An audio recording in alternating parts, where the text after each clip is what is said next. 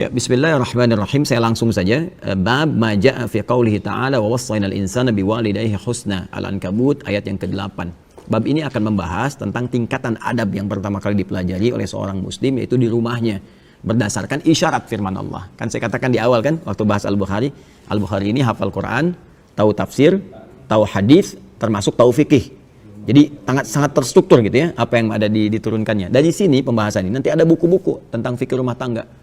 Nah, ini baru disebutkan satu ayat. Saya turunkan lagi ayat yang lain ya. Jadi teman-teman boleh catatkan yang sama dengan ini. Redaksinya mirip-mirip ya, sama, tapi penekanannya berbeda. Jadi kalau di Quran ada lafaz yang sama, jangan disebutkan pengulangan, karena nggak ada pengulangan dalam Al-Quran. Allah itu maha suci dari pengulangan. Kalau mengulang berarti nggak jelas. Dan semua firman Allah jelas. Ya, makanya di tafsir itu ada kaidah begini. Ada kaidahnya taksis li ma'nan jadid. Ini untuk menunjukkan pondasi pada makna yang baru yang tidak sama dengan sebelumnya. Itulah mukjizat Al-Quran. Ya, di Ar-Rahman kan diulang tuh, ya. Kalau kita dari segi lafaz kan kita sebutkan diulang. Padahal bukan pengulangan. Fa bi ayyi ala'i rabbikuma tukadziban, fa bi ayyi ala'i rabbikuma tukadziban, fa bi ayyi ala, terus. Itu fa bi ayyi ala yang pertama beda dengan yang kedua, kedua beda dengan yang ketiga, ketiga beda dengan yang keempat. Lain-lain itu maknanya. Oh, kalau kita ngaji tuh, oh kita kata ya Allahumma sholli ala sayyidina, ya Allah. Benar nih firman Allah ini. Gak bisa manusia bikin begini. Beda satu kedua lain maknanya. Itu pondasinya lain gitu. Di Al-Baqarah aja ya Bani Israil dzkuru, dan itu kan 3 kali. Ya Bani Israil dzkuru nikmati allati an'amtu 'alaikum wa aufu. Kan yang 40. Yang 47 wa anni faddaltukum 'alal 'alamin. 122 wa anni faddaltukum 'alal 'alamin. Kan? Itu antara 1, 2, ketiga lain-lain maknanya. Ya. Nah, di sini saya ingin tunjukkan ini yang Al-Ankabut ayat 8. Kalian teman-teman boleh tambahkan Quran surah 31, Luqman ayat ke-14. Kemudian satu lagi Quran surah 46 ayat 15 yang kemarin. Ya. Nanti itu berurutan ya. Quran surah ke-29 ayat 8. Kalau yang ini kaidah dasar. Nanti yang di Luqman Quran surah ke-31 ayat 14 itu nanti terkait dengan masa penyapihan. Ya. Kehamilan dengan penyapihan. Kemudian yang Quran surah ke-46 ayat ke-15 terkait sampai masa usia 40 tahun dan harus menyiapkan amalan spesifik untuk dibawa pulang yang jadi kebanggaan gitu, sampai dengan doa dan menyiapkan keturunan. Ya. Nah, ini mari kita lihat turunannya ya. Bab ma jaa fi qouli ta'ala, a'udzubillahi minasyaitonir rajim, wa wassaynal insana biwalidayhi husna. Ya. Dan kami berikan wasiat kepada semua manusia. Kita kembalikan dulu ke Quran surah ke-29 ayat 8. Ya, supaya saya bisa jelaskan dulu bagaimana kedalaman diksi Al-Quran di sini. Ya. Wa wassayna, dan kami wasiatkan. Apa itu wasiat? Wasiat itu pesan singkat yang sangat kuat. Ya, pesan singkat yang sangat kuat. Singkat, padat, tapi pesannya kuat sekali. Bukan mau meninggal ya. Wasiat itu asalnya bukan mau meninggal. Teman-teman saya mau berwasiat, oh Ustaz ini mau meninggal. Bukan. Ya, wasiat itu maksudnya pesannya kuat sekali. Ya, tolong jaga ini dan amalkan ini. Kenapa pesan orang meninggal disebut dengan wasiat? Karena biasanya kalau orang sudah mau meninggal, pesannya cepat ditangkap. Seorang ibu mengatakan dalam sehatnya, nak, sholat nanti mah kan baru adzan, ntar aja pas mau qomat. Begitu sudah nafasnya ya, tersendat-sendat di ujung beliau usianya, kemudian mengatakan, nah, sholat iya mah, iya insya Allah mah, siap tuh.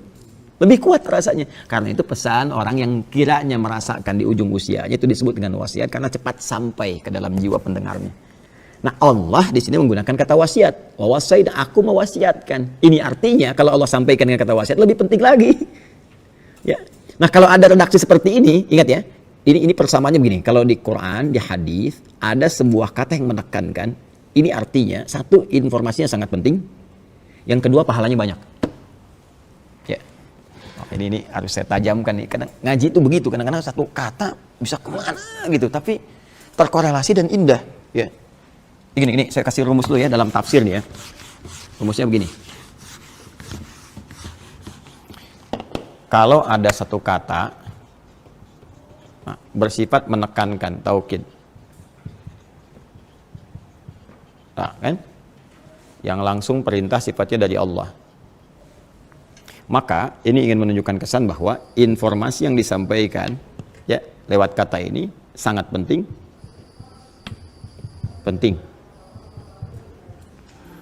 Karena sangat penting, maka konsekuensinya pahalanya banyak, besar.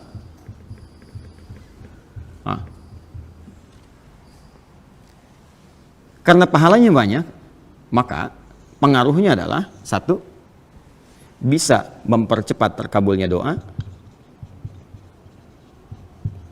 Nah, kedua, bisa mempercepat terampuninya dosa, gugurnya dosa-dosa. Terampuni dosa. Lihat bagannya tuh. Sini, sini, sini, sini. Yang menggunakan kata penguat tuh banyak. Ya, yang menekankan itu. Ada yang pakai inna misalnya. Inna tuh, ya. Kalau innanya begini, itu baru hurufnya. Kalau sudah pakai tambah nahnu tuh bisa disingkat jadi na panjang begini. Ya, inna pendek begini ditambah dengan na, gini disatukan menjadi gini. Inna gitu. Ya. Na-nya ini berfungsi menunjukkan keagungan Allah. Ya, sekaligus pentingnya informasi yang disampaikan. Saking pentingnya Allah menyampaikan dengan keagungannya. Kalau ada yang begini, pakai inna begini, ini berlaku hukum ini. Contoh di Ramadan, Quran surah 97. Inna anzalnahu fi Lailatul Qadar. Pakai inna berarti infonya sangat penting.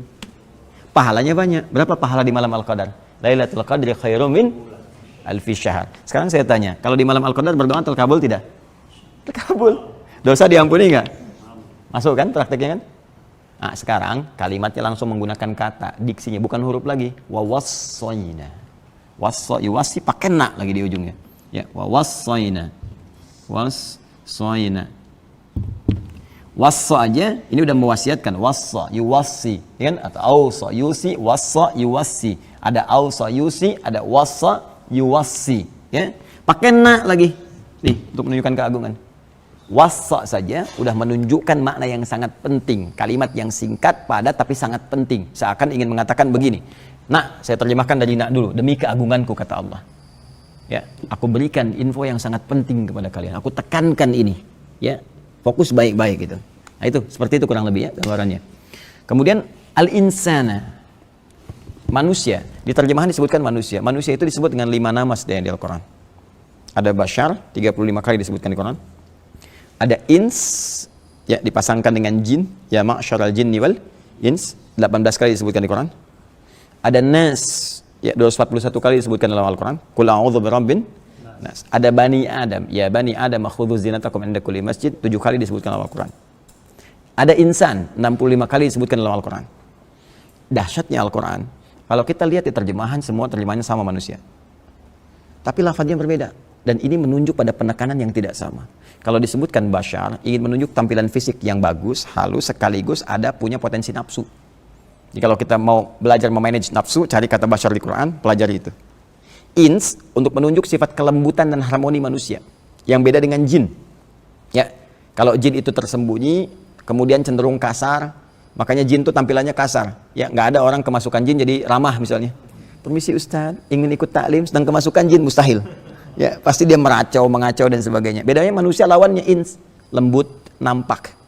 Ya, jadi kalau ada manusia itu mohon maaf, ya senang bersembunyi, itu berarti sedang keluar dari fitrahnya. Sedang punya masalah. Sama dengan jin yang melakukan penampakan, itu jin galau itu. Jin punya masalah. Terlebih kalau manusia cari-cari penampakan jin, itu yang kacau. Ya, jadi manusia itu gampang kalau keluar dari fitnah itu punya masalah. Manusia itu harus tampak. Datang tampak. Jadi kalau lihat orang langsung kita lari sembunyi itu punya masalah. Ya, yang kedua halus. Nah, ini diharmoni. Jadi kalau ada orang kasar, lisannya kasar, ya, perilakunya kasar, berarti ada yang salah. Boleh jadi pengaruh lingkungan, kata Nabi, yang keliru. Itu ngaji gitu tuh enak tuh. Nah, sifat sosial yang menandakan bahwa kita nggak bisa hidup sendiri, gitu kan. Kemudian Bani Adam, genetik kita tersambung ke Adam untuk menentukan satu terkait dengan warisan, ya. Kemudian 2 mahram. Ya, bagaimana jalur itu bisa digali, turunkan. Insan terkait dengan totalitas aktivitasnya dari bangun tidur sampai dengan tidur lagi. Ya. Dalam kita beraktivitas. Jadi kalau disebutkan insan itu menunjuk semua aktivitas kita. Kalau pakai al berarti menunjuk semua manusia yang beraktivitas. Nah, sekarang katanya menggunakan insan di sini. Wa wassaynal insan. Kata Allah, "Hei, demi keagunganku, aku berikan pesan yang sangat penting, singkat tapi penting sekali untuk semua manusia yang beraktivitas dalam hidupnya. Di antara sekian aktivitas itu ada yang paling penting untuk kalian fokuskan." Ya. Kita dari bangun tidur sampai tidur beraktivitas kan? Banyak kan? Dari sekian aktivitas itu, nih ada yang paling penting. Yang kalau kita kerjakan ini akan berdampak pada aktivitas yang lainnya. Apa itu? Biwalidayhi husna. Berbakti kepada kedua orang tua. Wah, itu. Kunci itu. Ya. Nah, nanti kita turunkan. Husna jadi birrun tuh. Menarik tuh. Ya. Jadi ada husnun, ada birrun. Itu beda. Bahkan nanti ada tayyibun, ada khair, ada ma'ruf, ada ihsan. Ya. Ada saleh, ada birrun. Itu berbeda. Ya, wasainal insana biwalidayhi husna. Aku wasiatkan, kata Allah, berikan pesan yang kuat untuk berbakti, berbuat baik kepada kedua orang tua. Husna itu masdar, sifat dari kata hasuna yahsunu husnan wa hasanan. Jadi turunannya jadi hasana yuhasin untuk perbaikan dan ihsan untuk puncaknya. Dasarnya husna. Husna itu punya 3 arti. Satu, baik. Yang kedua, diniatkan sebagai ibadah. Yang ketiga, yang mengandung sisi pahala. Ya, makanya nanti penulisan pahalanya disebut hasanah namanya. Ya, Quran surat 6 ayat 160, man ja'a bil hasanati falahu asyru amsalihha. Terus kita berdoa, Rabbana atina fid dunya hasanah. Ya. Nah, jadi pertama, segala turunan kata hasan itu artinya baik. Itu baik tuh. Jadi kalau ada yang namanya Hasan nggak baik, dipertanyakan, Bapak namanya Hasan itu. Wah, kalau lagi nggak baik dibilangnya, ya Pak namanya Hasan gitu kan. Nah, itu ya. Yang kedua bukan cuma baik, yang baik banyak. Kebaikan itu diniatkan sebagai ibadah. Jadi ketika Allah memberikan gambaran, berbuat baiklah kepada kedua orang tua, itu dinilai Allah sebagai ibadah. Dan tinggi nilainya. Makanya nanti di Quran surah ke-17 ayat 23, itu tingkat ketinggian ibadah, ya, dalam rangka berbakti kepada orang tua itu diletakkan oleh Allah setelah beribadah kepada Allah, menuhankan Allah. Wa qadha rabbuka alla ta'budu illa iyyah wa bil walidaini ihsana. Tuh, tingkat ketinggi. Jadi jangan dikira kita berbakti cuma cium tangan aja nggak ada nilainya. Tidak, itu tinggi sekali. Dan ketinggian ibadah itu terletak setelah menyembah kepada Allah Subhanahu wa taala. Dari sisi pahalanya. Ya, makanya Allah sangat murka kalau ada seseorang misalnya, mohon maaf sekali, ya baik sama yang lain, kerjakan ini sukses, tapi sama orang tuanya buruk, tidak. Ridha Allah nggak akan turun. Ya, itu bermasalah gitu. Nah, dan yang ketiga, berpahala. Ya, berpahala. Jadi saya bikin konsepsi garisnya supaya paham kayak yang tadi tuh. Kayak yang tadi ya. Jadi kenapa menggunakan kata husna sebagai dasar yang paling singkat di sini untuk memberikan kesan. Jadi belum masuk ke terapan nih. Ya, baru dikasih konsepsi dulu, kalau kita mau, Allah turunkan nanti secara detail dan harus mau. Ya, ini menunjukkan satu turunan kata hasuna. Ya, ini kalau ada begini ruq'ah namanya. Kadang disebut riq'ah. Ini sin kalau panjang begini, sin. Ya. Hasuna yahsunu husnan wa hasanan. Nanti ada wa ihsanan. Ya, kalau pakai ahsana, dan tahsin kalau pakai hasana. Ini menunjukkan, garis ini menunjukkan 3 hal. Satu, segala perbuatan yang baik mengandung nilai ibadah dan berpahala. Kita praktekkan dengan ayat ini dalam konteks bakti kepada orang tua. Orang tua. Ya. Wa wassainal insana biwalidayhi husna. Kami wasiatkan kepada setiap manusia untuk berbakti kepada kedua orang tua. Menggunakan kata ini, turunan kata ini. Artinya apa? Bakti di sini menunjukkan perbuatan baik. Kita belum masuk detail ya. Ketika kita berbuat baik pada orang tua, baik itu banyak nanti, dengan sikap, dengan harta benda, dengan perhatian, dengan macam-macam. Itu dicatat oleh Allah langsung sebagai ibadah. Dan ibadahnya bukan main-main, ibadah tertinggi, urutannya kedua setelah kita menyembah Allah Subhanahu wa taala melalui rasulnya. Ya, dalilnya Quran surah ke-17 ayat 23. Wa qadha rabbuka alla ta'budu illa iyyah wa bil walidaini ihsana. Allah telah menetapkan satu ketentuan, ya, hanya menyembah Allah saja, salat, kan? Kemudian kita puasa karena Allah, baca Quran karena Allah, mengikuti Rasulullah, kan? Nah, semua itu tingkatannya yang kita kerjakan nomor 1. Setelah itu urutan keduanya apa? Wa bil walidaini ihsana, berbakti pada orang tua. Tingkat tertinggi nomor 2. Dan ketika dikerjakan itu, apapun yang kita kerjakan dengan niat ibadah ini, saya mau sekolah minta doa saja, dengan niat kita memuliakan orang tua, ya, saya memuliakan orang tua minta doa, itu dicatat pahalanya, punya nilai pahala. Berapa pahalanya? Paling sedikit 10 kebaikan. Dalilnya Quran surah ke-6 ayat 160. Ini Quran surah ke-17 ayat 23. Ya, pahalanya disebut hasanah namanya. Perhatikan tuh, ini perbuatannya, ibadahnya disebut dengan ihsan, ya. Pahalanya disebut dengan hasanah, ya. Bu Hasanah, ibu yang mendulang pahala dalam aktivitasnya, gitu ya. Ini, ya. Man jaa bil hasanati, siapa yang melakukan satu kebaikan yang punya nilai pahala, falahu asyru amsalihha, kami balas dengan 10 kali lipat. Jadi kalau kita melakukan sekali aja, assalamualaikum ma, insyaallah mama sehat selalu ya, dicatat langsung 10 kebaikan. Wah, itu kalau nyari pahala itu banyak sebetulnya peluangnya. Dan ibu, bapak itu luar biasa. Assalamualaikum Pak, semoga sehat-sehat, minta doa ya. Kita padahal yang minta doa, tapi kita diberi pahala. Ya. Apalagi misalnya kita support, kita berikan kasih sayang, ya.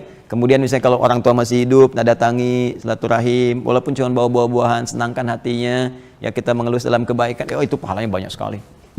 Ya, nanti kalau sudah nggak ada pun, masih ada lagi. Masih ada tuntunannya. Ya, saya misalnya ayah sudah nggak ada gitu kan, masih ada caranya. Bahkan hadisnya detail sekali. Nanti kita tunjukkan. Kalau ada peluang harta bisa pakai harta, kalau ada peluang ilmu bisa pakai ilmu, kalau ada tenaga pun bisa diarahkan, yang diharapkan pahalanya untuk orang tua yang telah meninggal. Bisa. Niatkan. Minimal doa. Minimal doa. Makanya kan kita punya doa kan, Rabbighfirli waliwalidayya warhamhuma kama rabbayani. Ya, kalau orang meninggal kita katakan apa? Almarhum kan? Warhamhuma. Ya, baik hidup ataupun telah meninggal. Makanya ketika meninggal kan Allahumma ighfir lahu warhamhu. Jelas ya? Nah, ini teman-teman sekalian.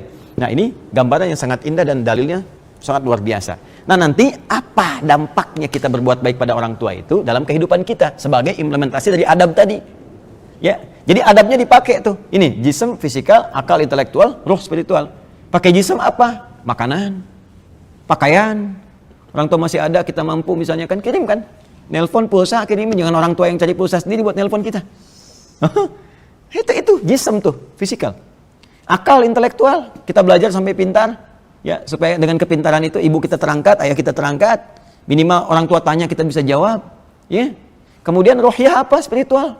Ya, imami dalam sholat. Buktikan kita belajar dengan baik, jadi imam.